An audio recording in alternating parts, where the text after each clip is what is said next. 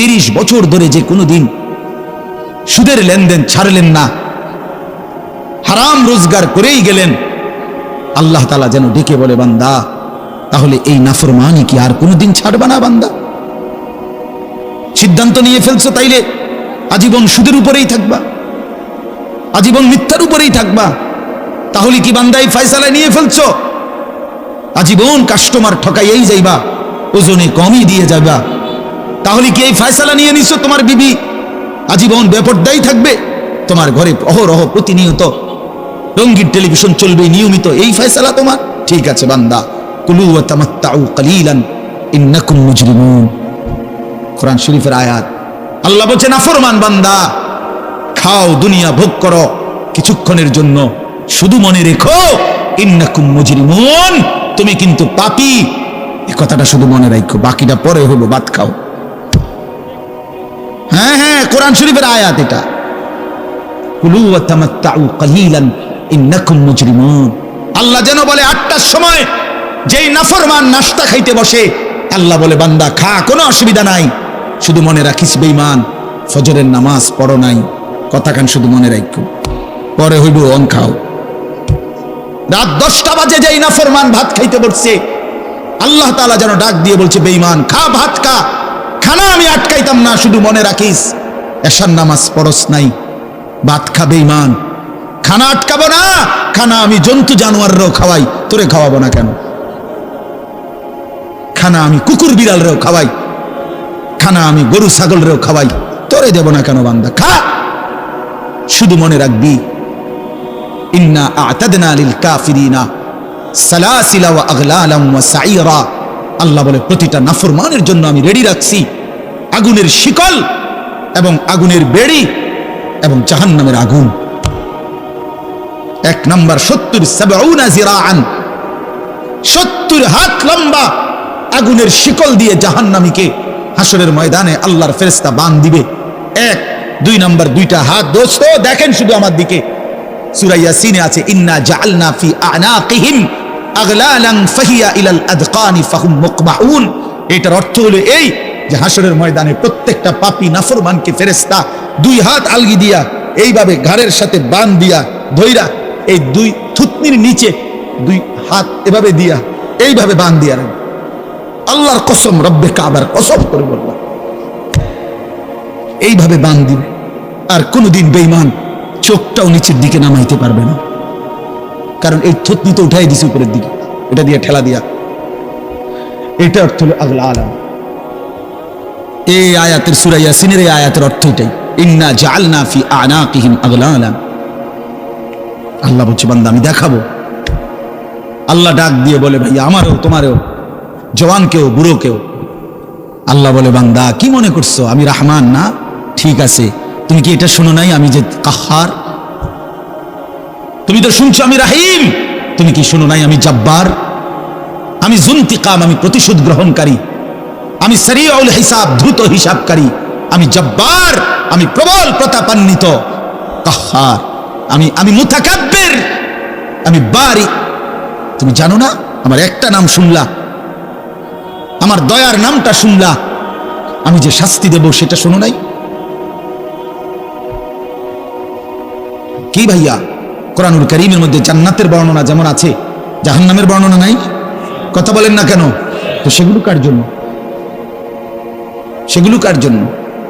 মা সালাকাকুম ফি সাকার ক্বালু লাম নাকু মিনাল মুসাল্লিন।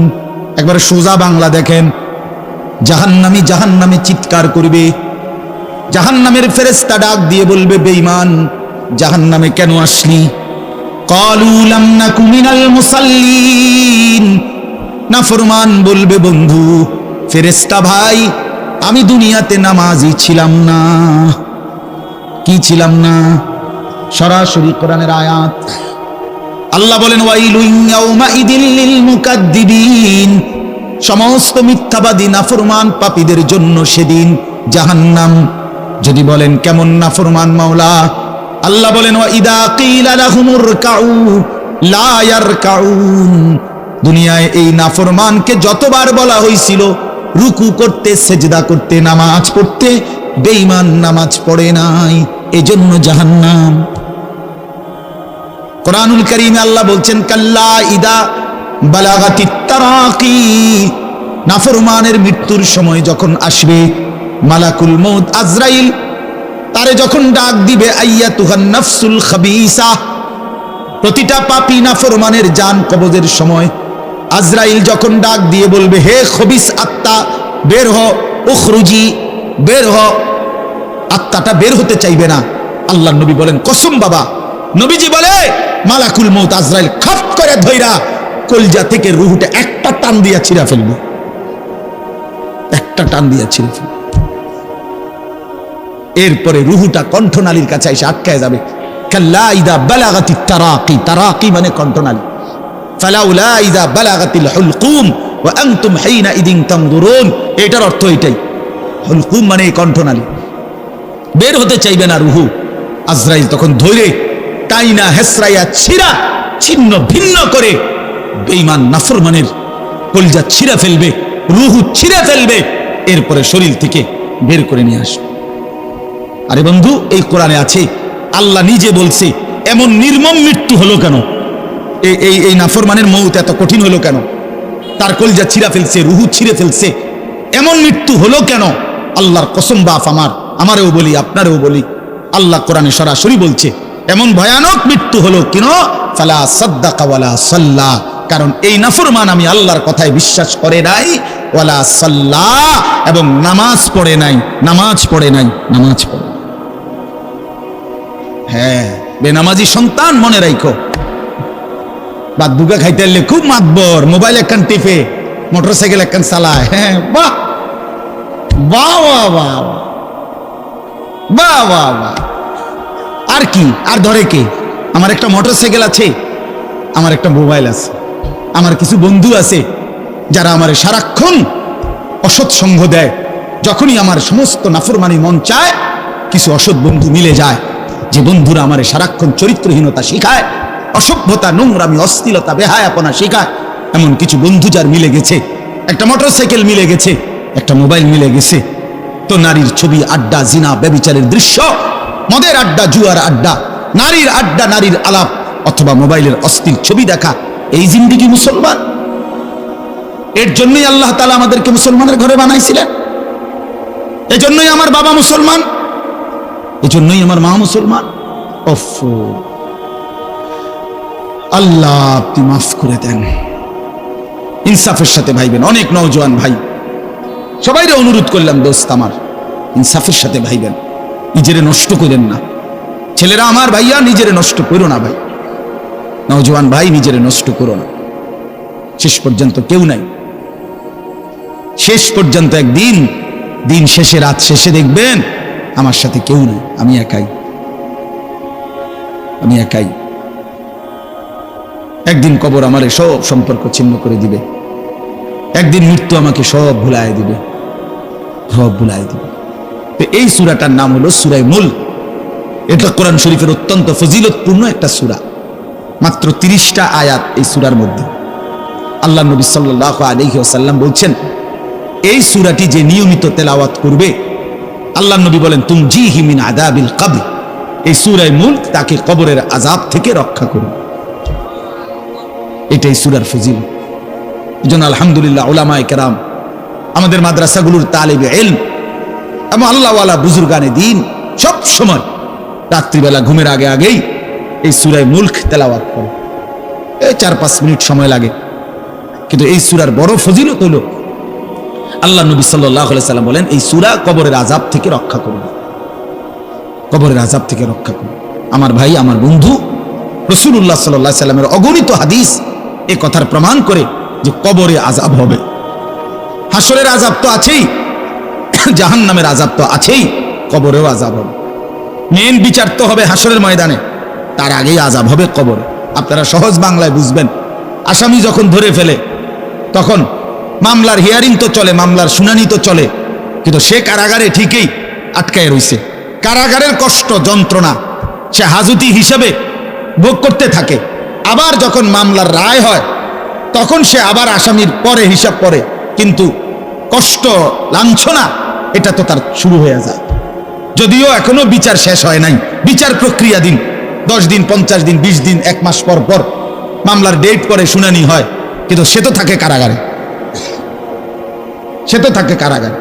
তো আল্লাহ পাক রব্বুল আলামিন বলেন নাফরমান সে তো হাসরের ময়দানে বিচার হবে চূড়ান্ত, কিন্তু কবর থেকেই আযাব শুরু, কবর থেকেই আযাব শুরু। রাসূলুল্লাহ সাল্লাল্লাহু আলাইহি সাল্লাম খুব বেশি হাদিসের মধ্যে আছে, একজন বিখ্যাত সাহাবী, আপনারা সবাই ওনার নাম জানেন, ইসলামের তৃতীয় খলিফা হযরত ওসমান রাদিয়াল্লাহু তাআলা আনহু। কিতাবের মধ্যে আছে, আমরা নিজে আত-তাযকিরা, আমার কাছে কিতাব আছে আরবি, ইমাম কুরতুবী রাহমাতুল্লাহ আলাইহির লিখিত কিতাব, ওখানে আছে হযরত ওসমান রাদিয়াল্লাহু তাআলা আনহু যখন কোনো কবরের সামনে দাঁড়াইতেন তো প্রচন্ড কাঁদতেন, ভীষণ কাঁদতেন, হাত্তা ইয়াবুল্লা লিহিয়াতাহু, কাঁদতে কাঁদতে উনার দাড়ি ভিজে যেত।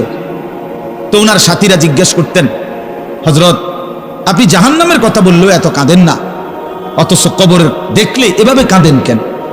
তো তিনি বলতেন, ইন্নাল কবরা আউয়ালু মানাজিল আখিরাহ, শোনো কবর হচ্ছে আখিরাতের প্রথম ঘাঁটি, ফা ইন নাজা মিনহু ফামা বা'দাহু আইসারু মিনহু, যদি কোনো ব্যক্তি এই কবরের ঘাঁটিতে বাইচা যায় পরবর্তী সবগুলো ঘাঁটি তার জন্য সহজ।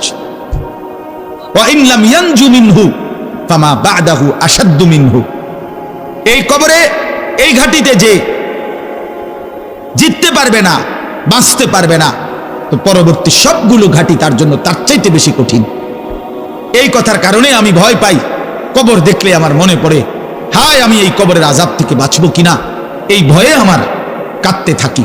তো এরপরে তিনি বলছেন, হযরত উসমান রাদিয়াল্লাহু তাআলা আনহু বর্ণনা করেন যে আল্লাহর নবী সাল্লাল্লাহু আলাইহি সাল্লাম বলছেন, আমার ভাই খেয়াল করে শুনেন, নবীজি নিজে বলছেন, আল্লাহ রাসূল সাল্লাল্লাহু আলাইহি সাল্লাম জীবনে কোনোদিন একটা শব্দ বানায়া বলছেন? কথা বলেন, অতিরিক্ত বলছেন, বেশতি বলছেন, শুধু ভয় দেখানোর জন্য বলছেন না, তামাশা করে বলছেন? এটা আপনাদের ইয়াকিন তো? কথা বলেন না। আল্লাহ নবী সাল্লাল্লাহু আলাইহি সাল্লাম বলেন, মা রাআইতু মানজারান কাত্তু ইল্লা ওয়াল কবরু আফজাউ মিনহু।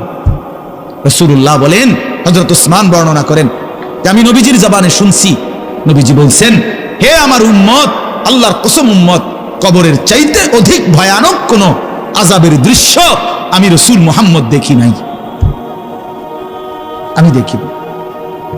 রাসূলুল্লাহ সাল্লাল্লাহু আলাইহি সাল্লাম বলছেন, প্রিয় ভাই আমার, আল্লাহ নবী সাল্লাল্লাহু আলাইহি সাল্লামের সরাসরি হাদিস, যে ব্যক্তি কবরের 3টা প্রশ্নের জবাব দিতে পারবে না, রাসূলুল্লাহ সাল্লাল্লাহু আলাইহি সাল্লাম বলেন আল্লাহ তাআলার পক্ষ থেকে তখন ফেরেশতাদের কাছে ঘোষণা আসবে, আফরিশুহু মিনান নার ওয়ালবাসুহু মিনান নার ওয়াফতাহু লাহু বাবান ইলান নার, আমার এই নাফরমান বান্দার কবরে জাহান্নামের বিছানা বিছিয়ে দাও, জাহান্নামের পোশাক পরিয়ে দাও, আর জাহান্নাম বরাবর তার জন্য কবর থেকে দরজা খুলে দাও। ফেরেশতারা যখন এই কার্যক্রমটা শেষ করবে, প্রথম জাহান্নামের বিছানা বিছায় দিছে, পোশাক পরায় দিছে, জাহান্নাম বরাবর দরজা খুলে দিছে, আল্লাহ নবী সাল্লাল্লাহু আলাইহি ওয়াসাল্লাম বলেন একজন ফেরেশতা এসে তখন ফায়ুদরাবু লাহু বিমিতরাকাতিন মিন হাদিদিন, নবীজি সাল্লাল্লাহু আলাইহি ওয়াসাল্লাম বলেন তখন একটা লোহার হাতুড়ি, লোহার গুর্জ, লোহার হাতুড়ি দিয়ে একজন ফেরেশতা তাকে একটা আঘাত করবে। কি আঘাত, কোথায় আঘাত করবে? সরাসরি হাদিসের শব্দ, বরবাতান বাইনা উযনাইহি, তার 2 কান বরাবর একটা আঘাত করবে।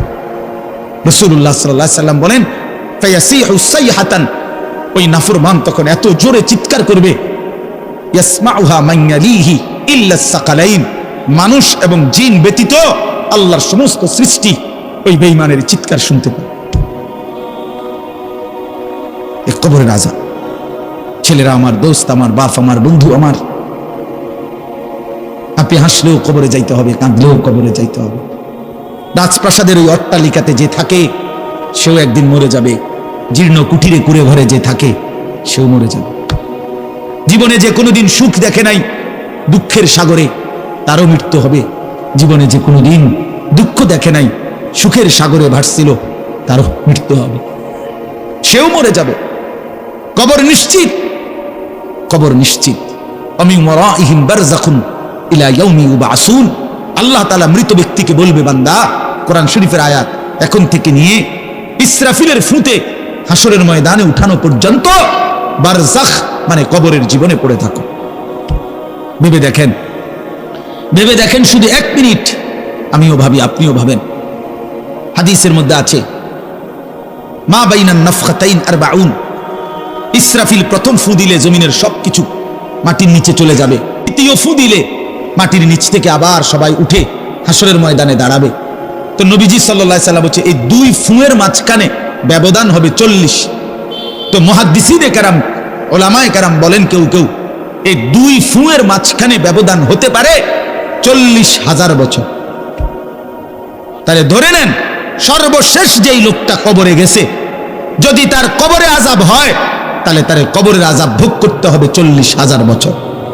এবার বলেন তো এখন যারা মরতেছে, এবার বলেন তো রাসূলুল্লাহ সাল্লাল্লাহু আলাইহি সাল্লামের জামানায় যারা মারা গেছে, এবার আরো পিছনে যান ইব্রাহিম আলাইহিস সালামের জামানায় যারা মারা গেছে, এবার আরো পিছনে যান নূহ আলাইহিস সালামের জামানায় যেই অবিশ্বাসী বেঈমানগুলো মারা গেছে, তারা আজকে কত বছর যাবত কবরে আযাব ভোগ করতেছে। বুঝছেন আমার কথাটা?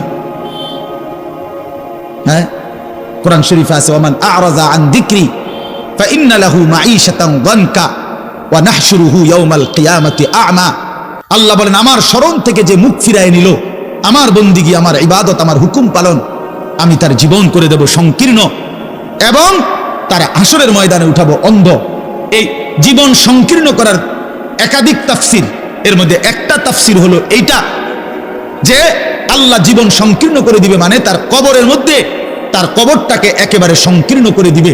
আল্লাহ রাসূল বলছে নাফরমানের কবর রাইখা যখন ফেরেশতা চলে যাবে, কবর ডান পাশের মাটি তারে একটা চাপ দিবে বাম দিকে, বাম দিকের মাটি এক ডান দিকে। আল্লাহর কসম ডান পাশের হাড্ডি পাঁজর ভাঙ্গা ডান দিকে বাম দিকে চলে যাবে, বাম দিকের হাড্ডি পাঁজর ভাঙ্গা। রাসূলুল্লাহ সাল্লাল্লাহু আলাইহি ওয়াসাল্লাম বলছে বন্ধু দেখেন হাত্তা তাখতালিফা আদলাউহু, এই 2 আঙ্গুল যেভাবে একটার ভিতরে ঢুকে গেছে, খোদার কসম ডান পাশের হাড্ডি পাঁজর বাম পাশের হাড্ডি পাঁজর এইভাবে একটার ভিতরে ঢুকে যায়। এটার অর্থ এটা। হ্যাঁ, রাসূলুল্লাহ সাল্লাল্লাহু আলাইহি ওয়াসাল্লাম একদিন হযরত বারা ইবনে আযিব রাদিয়াল্লাহু তাআলা আনহু থেকে বর্ণিত, নবীজি একদিন এক সাহাবীর জানাজা পড়তে গেছেন। জানাজা পড়তে গিয়ে খালি কবরের সামনে কিছুক্ষণ দাঁড়াইছেন, তখন উনারে কবরে রাখে নাই, জানাজাও পড়ায় নাই। নবীজি আগে গিয়া কবরটার সামনে দাঁড়াইছে। হযরত বারা ইবনে আযিব বলেন আমরা নবীজির সাথে ছিলাম। আল্লাহ নবী সাল্লাল্লাহু আলাইহি সাল্লাম কবরের খালি এই কবরে দেখা অঝরে কাঁদতে শুরু করছে। আমরা সবাই সাহাবীরা নবীজির সাথে কাঁদতে শুরু করলাম। অনেকক্ষণ কাঁদা নবীজি চোখের পানি মুইছা আজীব কথা বলছে নবী। রাসূলুল্লাহ সাল্লাল্লাহু আলাইহি ওয়াসাল্লাম সাহাবীদেরকে লক্ষ্য করে বলছে ইয়া ইখওয়ানি লিমিসলি হাদা ফাআইদ্দু, আমার বন্ধুরা, আমার সাথীরা, এই কবরে যাওয়ার জন্য তোমরাও রেডি হও। ফাআইদ্দু, তোমরাও প্রস্তুতি নাও, অচিরেই তুমি আমি সবাই এই কবরেই পৌঁছে যাইতে হবে।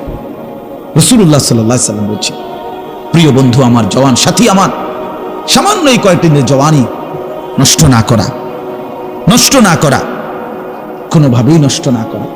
তো এই জন্য বললাম এই সূরা মুলক এটা আল্লাহ তাআলা অত্যন্ত ফজিলতপূর্ণ একটি সূরা। রাসূলুল্লাহ সাল্লাল্লাহু আলাইহি ওয়াসাল্লাম বলছেন এটা কবরের আযাব থেকে রক্ষা করবে। এই সূরা নিয়মিত তাফসীরের মধ্যে আমি নিজে পড়ছি, তাফসীরে কুরতুবীতে আছে। আল্লাহ নবী সাল্লাল্লাহু আলাইহি ওয়াসাল্লাম বলেন লাওয়াদিত্তু, নবীজি বলেন আমার দিলের আশা, আমার দিলের তামান্না, আমার উম্মতের প্রতিটা মুমিন তার কলিজার ভিতরে, তার জবানে এই সূরা মুলক থাকুক, সূরা মুলক থাকুক। অর্থাৎ রাসূলুল্লাহ সাল্লাল্লাহু আলাইহি ওয়াসাল্লাম বলতেন আমার প্রতিটা মুমিন বান্দা উম্মত যেন এই সূরা মুলক তেলাওয়াত করে, যেন কবরের আযাব থেকে রক্ষা পায়। নবীজি 5 ওয়াক্ত নামাজের পরে, আল্লাহর কসম ভাই এখানে অনেক ওলামায়ে কেরাম আছে, আপনি জিজ্ঞাসা করুন, নবীজি 5 ওয়াক্ত নামাজের পরে সরদার দু আলম নবীর তো কোনো গুনাহ নাই, তিনি নিষ্পাপ, তিনি তো জান্নাত উদ্বোধন করবেন।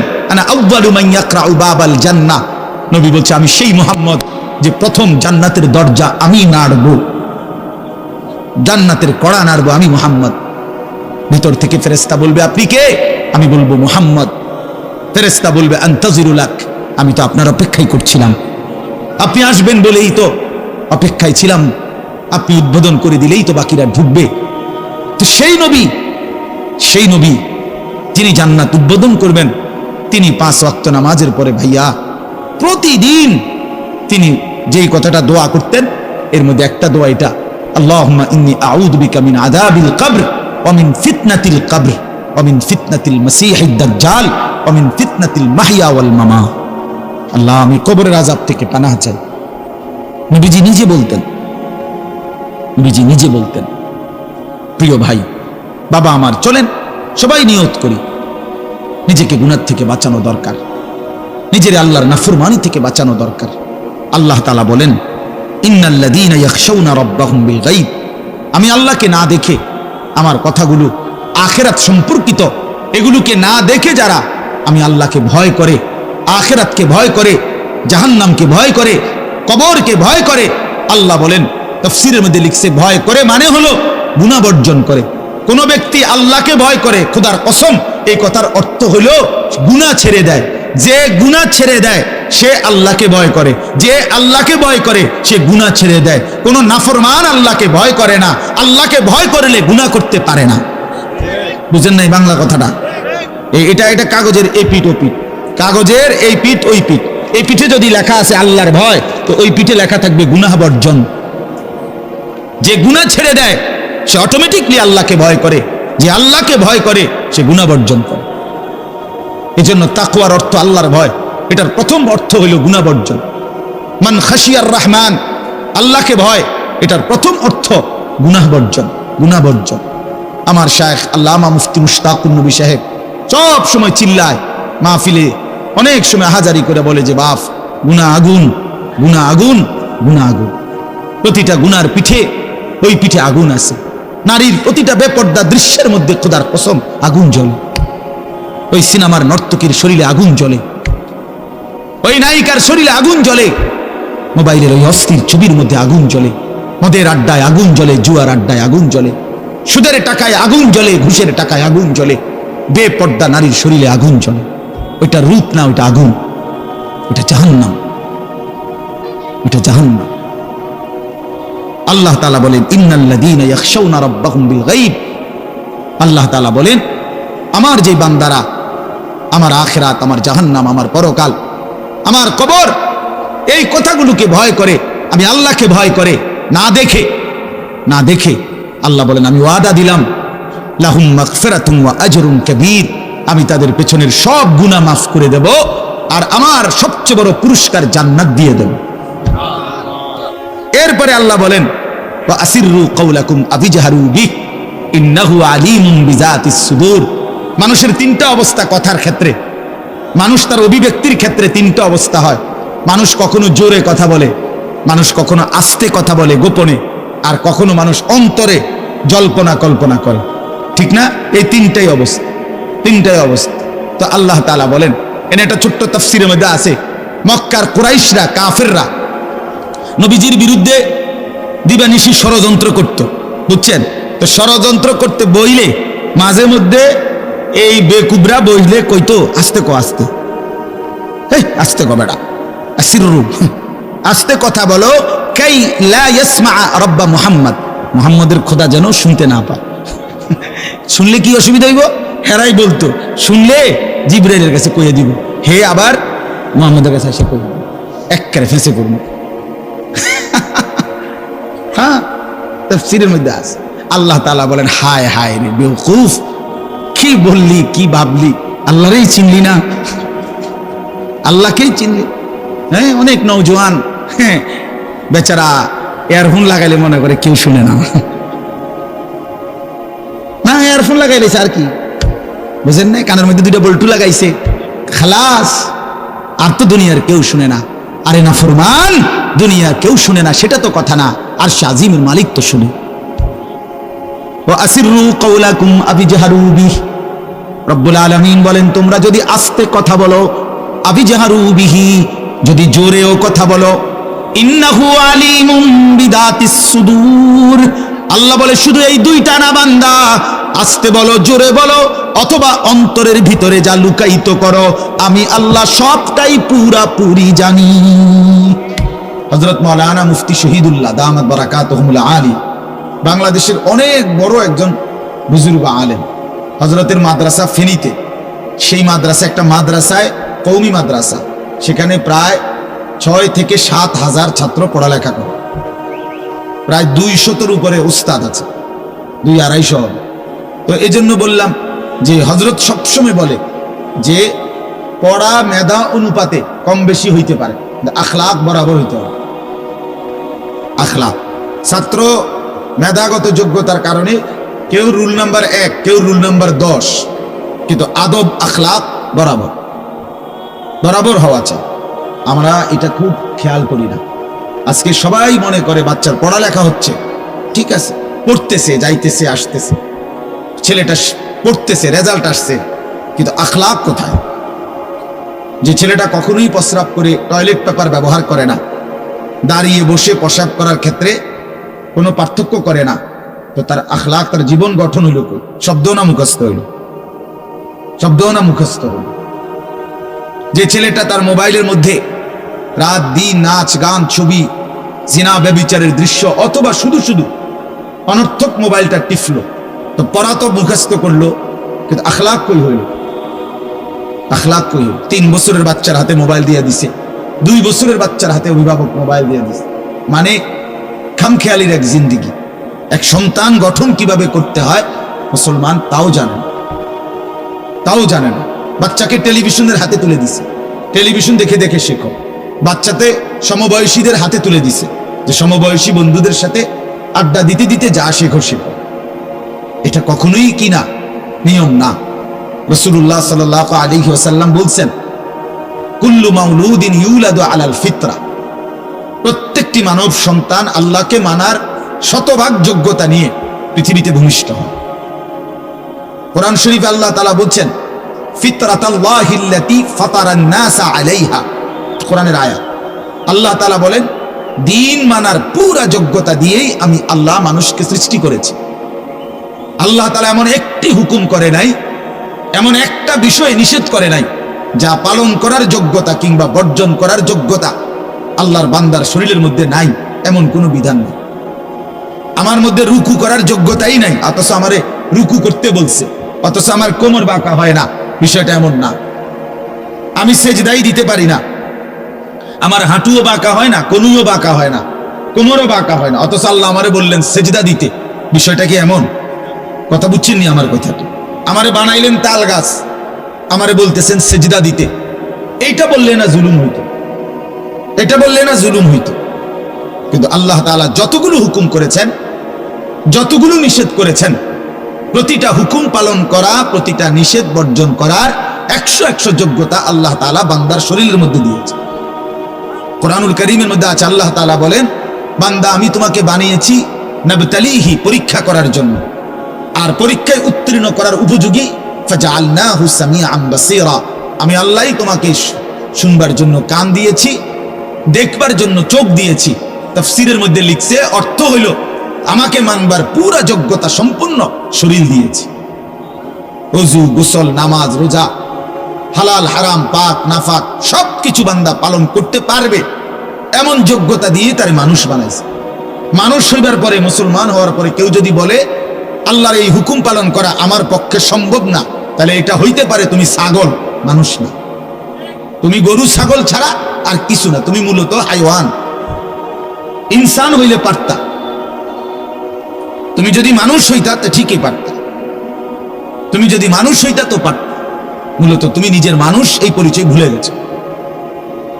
তো এই জন্য বাপ আল্লাহ নবী সাল্লাল্লাহু আলাইহি সাল্লাম বলেন, ফাআবাওয়াহু ইউহাব্বিদানিহি আও ইউনাসসিরানিহি আও ইউমাজ্জিসানিহি, মা বাপ সন্তানকে ইহুদি বানিয়ে দেয়, অথবা খ্রিস্টান বানিয়ে দেয়, অথবা অগ্নি পূজক বানিয়ে দেয়। সরাসরি হাদিস, বাবা মা নষ্ট করে দেয় সন্তান। রাসূলুল্লাহ সাল্লাল্লাহু আলাইহি সাল্লাম বলছে, বাবা মা, 3 বছরের বাচ্চাটা ছোট্টবেলা থেকেই ঘরে টেলিভিশন দেখে, রঙিন সিনেমা দেখে, নাটক সিনেমা দেখে, তারে এটা শিখাইবার ক্ষেত্রে কে ব্যবস্থা করে দিল? তার মা বাপ। এই তো 3 বছরের বাচ্চা বাজার থেকে কিনে আনে নাই, টেলিভিশনে এত বড় এটা তো বাচ্চাটা আনে নাই, এটা তো তার অভিভাবক আছে।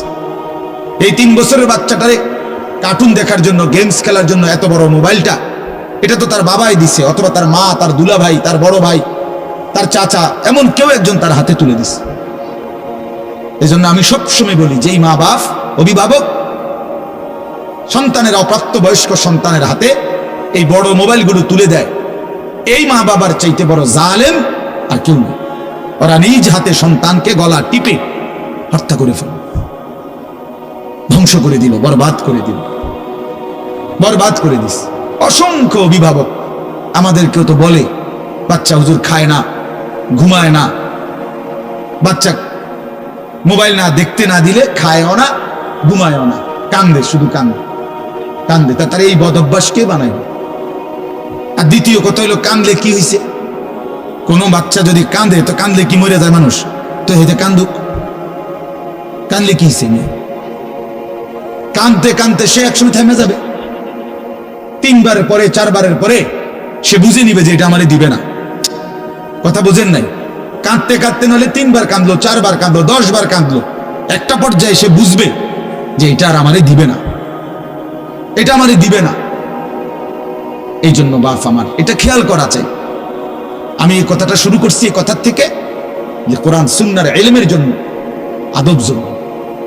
এক তো আপনি শুনলেন প্রতি সপ্তাহে জুমার বয়ান হয়, ইমাম সাহেব কইতে পারবো, ইমাম সাহেব কি কয়, আমনে আমনের মতো, হুজুর হুজুরের মতো না।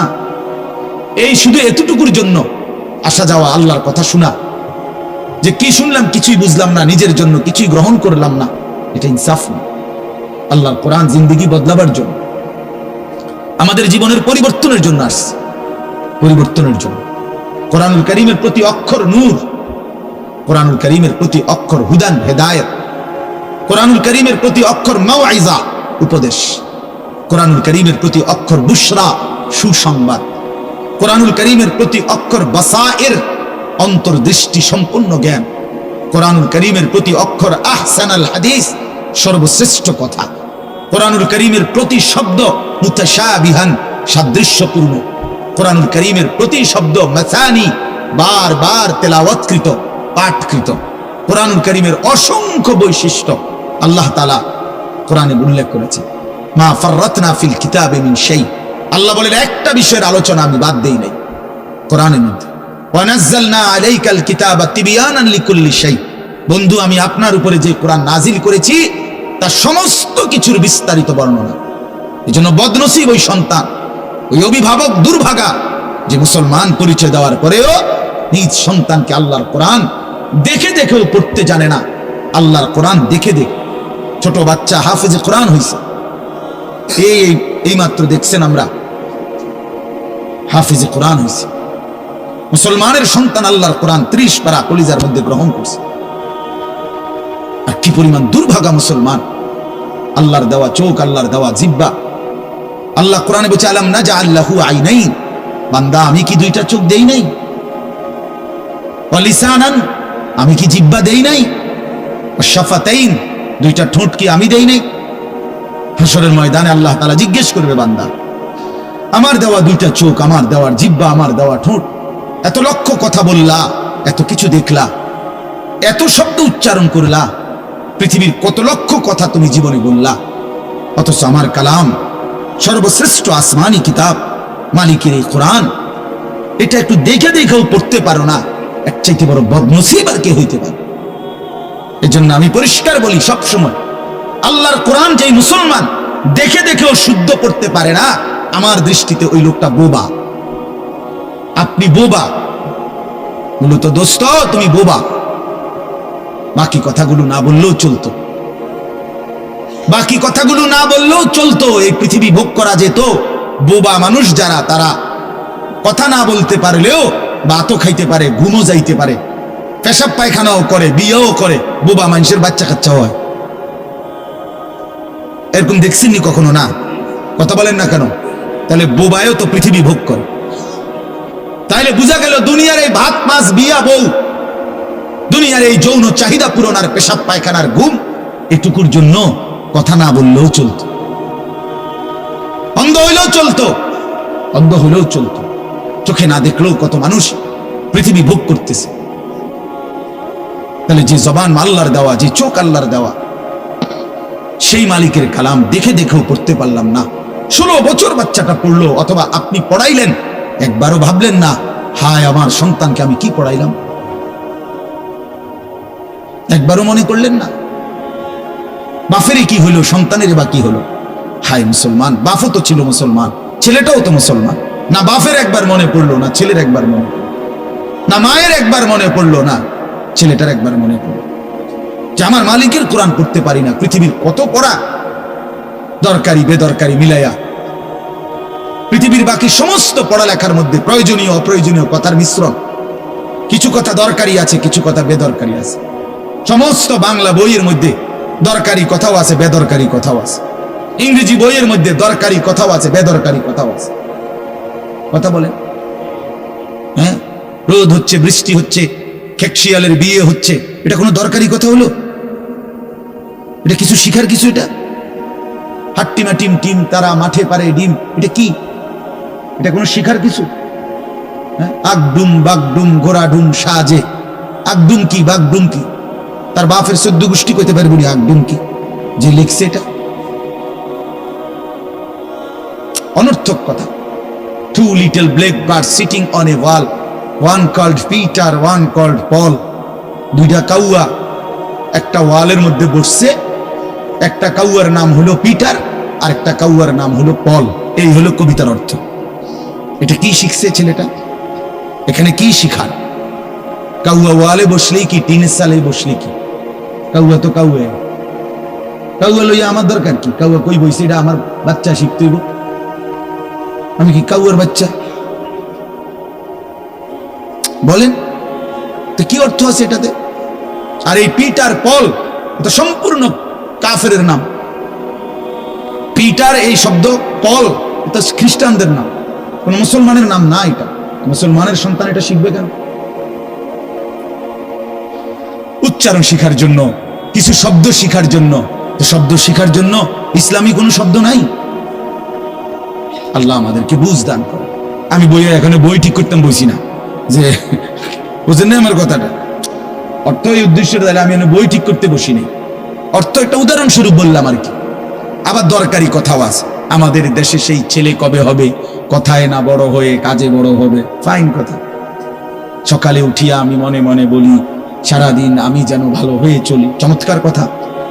ভোর হলো দৌড় খোলো কুকুমনি উঠোরে, এগুলো তো অন্যায়। এসব কবিতা হতো না, আমরা আমলে না ডিমিক কইতেছি। এমনকার কি আছে আমি জানি না, এগুলো আমার সময় পড়ছি আমরা ছোটবেলায় প্রাইমারিতে। যাই হোক বাপ, অর্থ হইল আল্লাহর কোরআন থেকে সন্তানকে বঞ্চিত করেন না।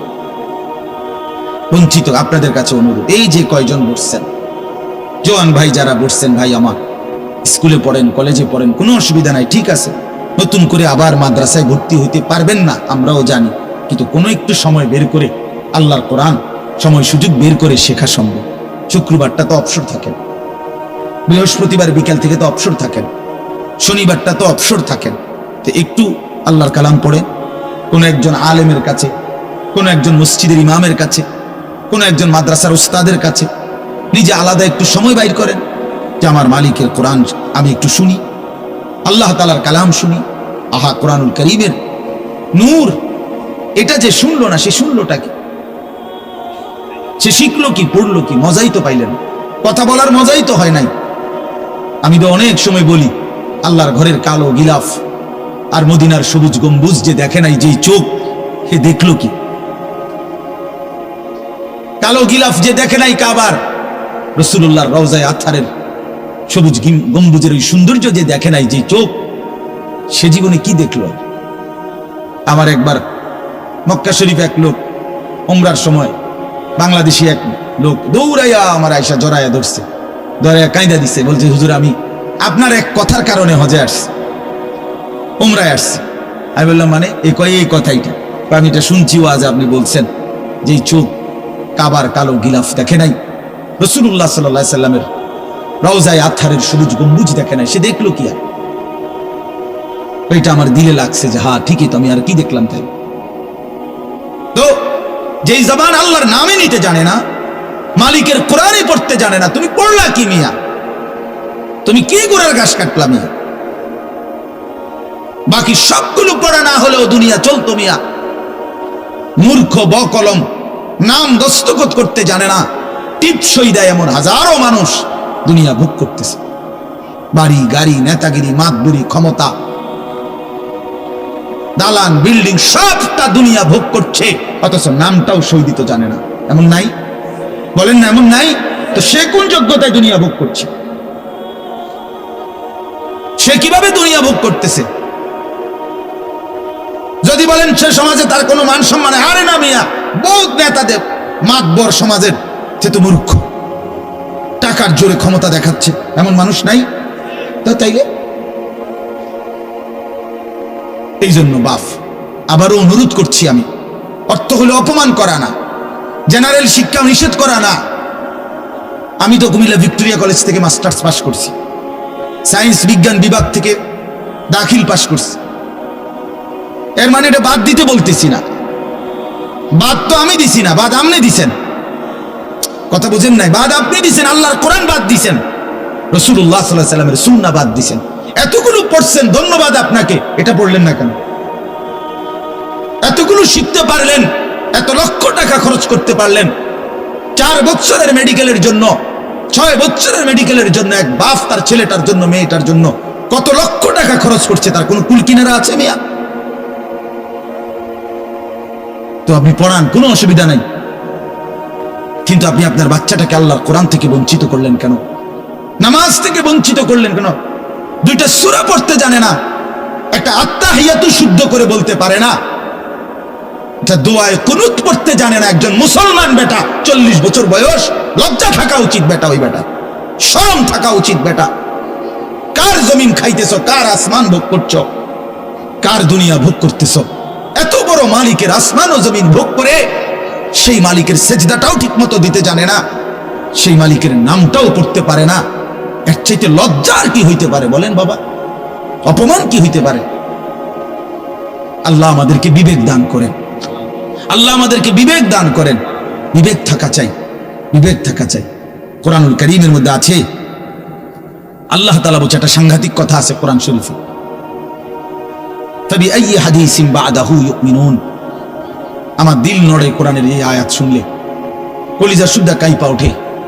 আল্লাহ তাআলা কোরআনে বলছে, এই 29 পারার মধ্যেই আছে, সূরা মুরসালাতের মধ্যে আল্লাহ তাআলা বলে, বান্দা 23 বছরে আমি আমার রাসূলের কাছে এই সর্বশ্রেষ্ঠ কিতাব নাজিল করলাম, আমার সবচেয়ে শ্রেষ্ঠতম কথাগুলো আমি তোমাদের জন্য দিলাম। বান্দা, এর চাইতে আর দামি কোন কথা বললে তোমরা আমার কথা মানতা? বুঝেন নাই? ফাবিআইয়ি হাদিস, ফাবিআইয়ি হাদিস। আল্লাহ বলছে, বান্দা এরপরে আর কি বললে, এর চাইতে দামি কথা আর কোনটা বললে, আর কোন কিতাব নাজিল করিলে, আর কেমনে বললে? ফাবিআইয়ি হাদিসিন বা'দাহু ইউমিনুন। আর কিভাবে বললে বান্দা ঈমান আনতা, বিশ্বাস করতা? আকিমুস সালাহ, আকিমুস সালাহ 80 বারের চাইতে বেশি বলছি আমার কোরআনে, আর কতবার বললে আমারে সিজদা দিতা? ইত্তাকুল্লাহ, ইত্তাকুল্লাহ বারবার বলেছি, আল্লাহকে ভয় করো, আর কতবার বললে বান্দা আমারে ভয় করতা? কতবার বলছি? আল্লাহ বলবেন। রাসূলুল্লাহ সাল্লাল্লাহু আলাইহি সাল্লাম বাপ আমার, বন্ধু আমার, নওজোয়ান সাথী আমার, মনে রাখবেন, বিশ্বাস করেন, রাসূলুল্লাহ সাল্লাল্লাহু আলাইহি সাল্লাম হাসরের ময়দানে অসংখ্য উম্মতকে জিজ্ঞেস করবে। এই আমলনামা যখন দেখবে, প্রত্যেকটা উম্মত তার নিজ নিজ আমলনামা, রাসূলুল্লাহ সাল্লাল্লাহু আলাইহি সাল্লাম দেখবেন, এই আমলনামা দেখে নবী জিজ্ঞেস করবে, উম্মত 23টা বছর একটানা আমি কেঁদেছি, উম্মত 23 বছর তোদের জন্য আমি কেঁদেছিলাম। এমন রাত গেছে, সারা রাত উম্মতের জন্য আমি কেঁদেছি, সারা রাত দোয়া করছি উম্মতের জন্য। তায়েফের পাথরের আঘাতে পিঠ চালনির মতো ছিদ্র বানায় ফেলছি, পেটের কষ্টে, ক্ষুধার কষ্টে 14 দিনের চাইতে বেশি পেটে 2টা পাথর বাইদা ক্ষুধার কষ্ট হজম করছি। উহুদের দান শহীদ করা রক্তে আমি বেহুশ হয়ে আমি পড়েছিলাম। সেই নবী আমি আর কত কাঁদলে, আর কত রক্ত ঝরাইলে উম্মত তুমি আমার কথা মনে করতা, তুমি আমার কথা ভাবতা? সাল্লাল্লাহু আলাইহি ওয়াসাল্লাম যখন এটা জিজ্ঞেস করবেন, তখন কি জবাব হবে বাপ? বলেন, ইনসাফের কথা বলেন। কি মনে করছেন সুপারিশ? হাসরের ময়দানের সুপারিশ মানে কি? মুখে বিড়ি সিগারেট, চেহারায় রাসূলুল্লাহ সাল্লাল্লাহু আলাইহি ওয়াসাল্লামের সুন্নাত নাই, 50 বছর ধরে সুদের লেনদেন, কোনদিন 5 ওয়াক্ত নামাজ আদায় করেন নাই, স্ত্রী বেপর্দা, ঘরের মধ্যে প্রতিদিন রঙিন টেলিভিশন চলতেছে।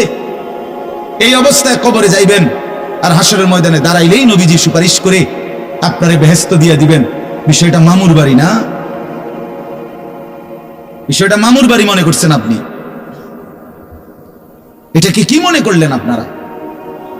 রাসূলুল্লাহ সাল্লাল্লাহু আলাইহি ওয়াসাল্লাম সুপারিশ করবেন, এর কোনো নিয়ম কানুন নাই, কোনো বিধি নিষেধ নাই, আইন কানুন নাই। হাউজে কাউসারের পানি, এটা কি 10 টাকার পানির বোতল মনে করছেন? রাসূলুল্লাহ সাল্লাল্লাহু আলাইহি ওয়াসাল্লাম বলেছেন, এক ঢোক পানি পান করলে আর কোনদিন বান্দা তৃষ্ণার্ত হবে না। এতটা আজিমুস শান দামি, এমনি এমনি দিয়ে দিবেন? এটা এমনি এমনি দিয়ে দিবেন? দয়া করে ভাবতে শিখেন, নিজের ভালো বোঝেন, নিজের ভালো, নিজের ভালো।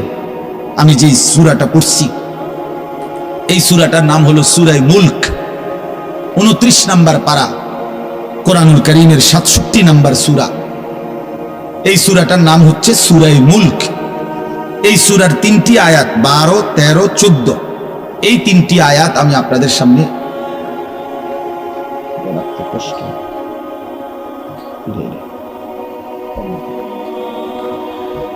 এই 3টি আয়াত আমি তেলাওয়াত করছি। এই আর অল্প একটু সময়ের মধ্যে আমি আপনাদের সামনে এই 3টা আয়াতকে সামনে রেখে কয়েকটা কথা বলতে চাই। প্রথম কথা, আপনারা রাগ হইয়েন না আমার, আমি আপনাদেরই অঞ্চলের মানুষ, এখন আপনারাও আমার, আমিও আপনাদের। আল্লাহর কোরআন শিখেন। আমার কথা হলে আমি বলি না যে সবাই সব জেনারেল পড়া বন্ধ করে দেন, অর্থগুলো আপনি একটু সময় বাইর করেন। কথা, যারা চাকরি করেন, ব্যবসা করেন, বুড়া মানুষেরও অনেক বয়স্ক লোক কইলে হুজুর না আর কইয়া লাভ নাই, এই বয়স না নাই, বিড়ি খাই না বয়স আছে। হ্যাঁ মাশাআল্লাহ, বিড়ি খাইতে কইলে চা দোকানে গপ মারেন না, বয়স ঠিকই রয়েছে। হ্যাঁ, এখনো টেলিভিশন 3 ঘন্টা চাইতে কইলে মাশাআল্লাহ কাকুর শরীরে বল আছে। মানুষের বেডির নাচ দেখবো, এতে কোনো লজ্জা শরম নাই। দুনিয়া ভোগ করতে বললে, ভাত খাইছে মাত্র, এখন যদি বলেন আবার আপেল খাবেন নি, হদ পেঁয়াজু খাবেন নি, চা দোকানে গেছে আর আবার খাবে। দুনিয়া পুরাটা ভোগ করবে, 90 বছরেও দুনিয়া ফুরায় না, 90 বছরেও আখিরাত মনে পড়ে না। আফসোসের ব্যাপার মিয়া। আল্লাহ বলছে কোরআনে, আলাম ইয়ানি লিল্লাযীনা আমানু আন তাখশা কুলুবুহুম লিযিকরিল্লাহ। এই আমার ইমানদার বান্দা, আমায় আল্লাহর ভয়ে, আমার স্মরণের জন্য, আমার বন্দেগীর জন্য তোমার দিলটা নরম হওয়ার সময় আজও কি হয়নি বান্দা? 365 দিনে খোদার একটা বছরে যে কোনো দিন ফজরের নামাজ পড়লা না যুবক, তোমারে যেন আল্লাহ ডেকে বলে, হায় বান্দা, তাহলে কি আর কোনো দিন নামাজ পড়বা না?